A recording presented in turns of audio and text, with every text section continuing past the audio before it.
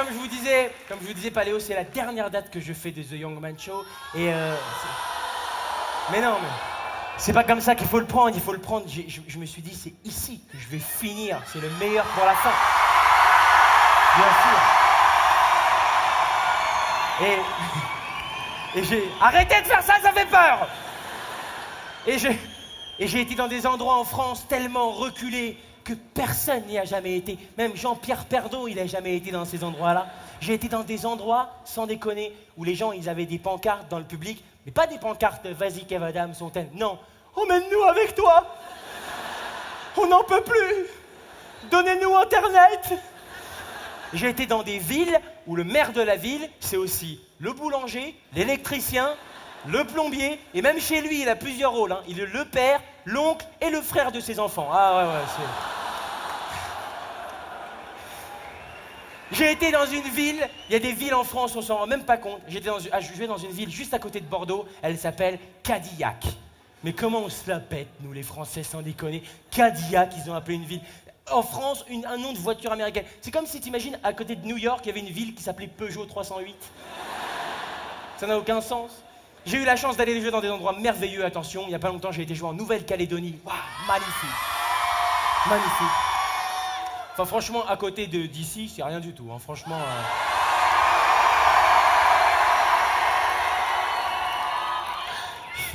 Il y a des gens qui n'ont pas compris que c'était une blague. J'ai vu une dame qui a fait « On est fiers d'ici, nous ».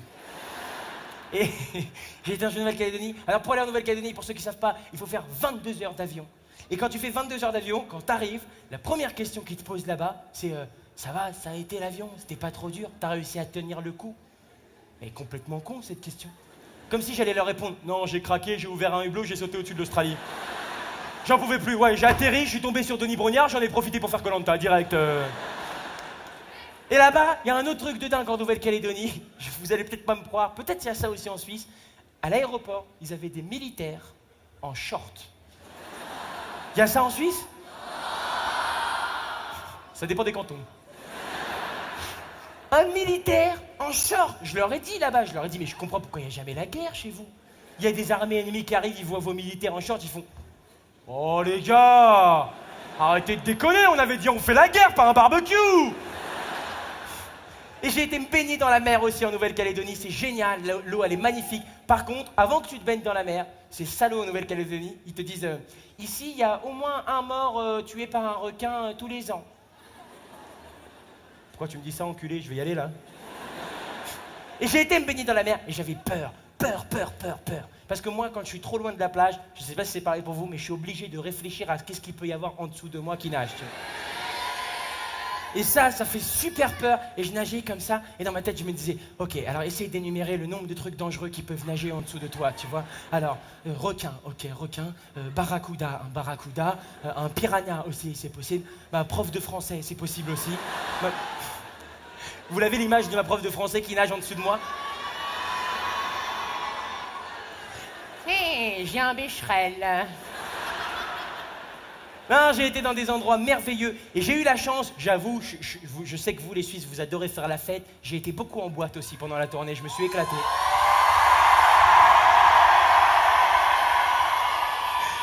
Les trois quarts des gens qui ont crié là, ils sont raides déjà. Ah, on adore faire la fête. Et j'ai...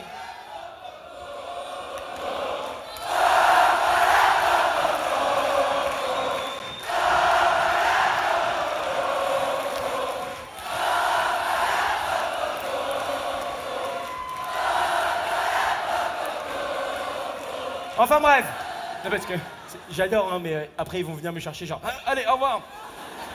Et j'ai été faire la fête dans plein d'endroits. J'ai été en boîte et j'ai remarqué un truc en boîte, c'est que les filles, vous adorez danser face à face en boîte, mais avec personne d'autre. Juste une copine face à face. Genre tu danses trop bien, tu danses trop bien.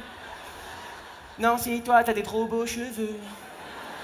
Tu sens trop bon, tu sens trop bon.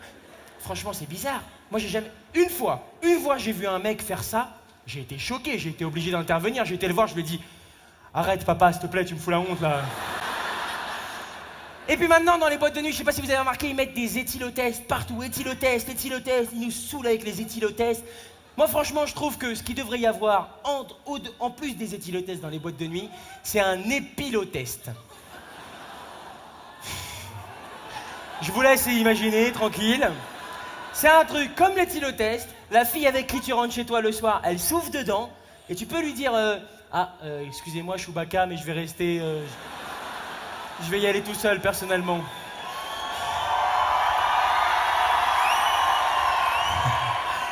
Il y a toutes les filles qui ont fait « c'est un scandale !» et les hommes qui ont fait « c'est génial !» J'ai été aussi dans une boîte, vous allez peut-être pas me croire, mais j'ai été dans une boîte gay. J'avais envie de savoir ce que c'était. Ouais. Arrête. J'ai été dans une boîte gay, parce que franchement, je suis pas gay, mais je suis assez ouvert d'esprit. J'ai été, et en fait, dans une boîte gay, il y a un truc qui est super rigolo quand t'es hétéro, c'est que ils éteignent toutes les lumières pendant 100 minutes à un moment donné. Et quand t'es hétéro et qu'ils éteignent toutes les lumières de la boîte pendant 5 minutes, comment t'expliquer? Tu te sens un peu comme dans Jurassic Park, tu vois? Sauf que tu sais très bien que les dinosaures qui sont autour de toi, c'est pas ta tête qu'ils vont manger en premier.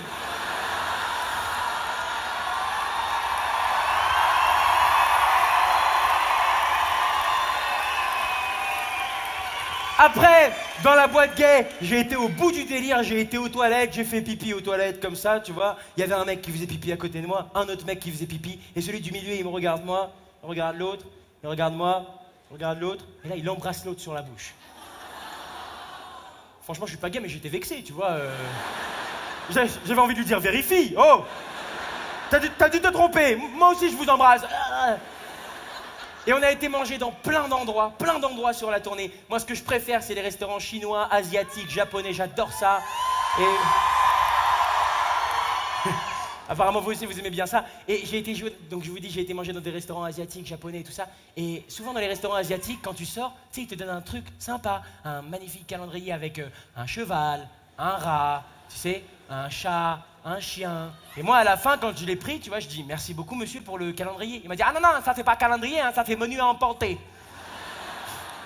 C'est comme, vous mangez du wasabi ici en Suisse? J'adore, moi personnellement, j'adore le wasabi, c'est un truc que j'aime beaucoup, mais ça pique très très fort, énormément. Est-ce que vous savez comment ça a été découvert le wasabi? C'était il y a 300 ans, les tout premiers Chinois asiatiques, ils ont trouvé cette petite moutarde verte, ils ont goûté tous, tu vois, et ils ont fait ah! Et ils sont restés comme ça, tu vois. Merci Paléo!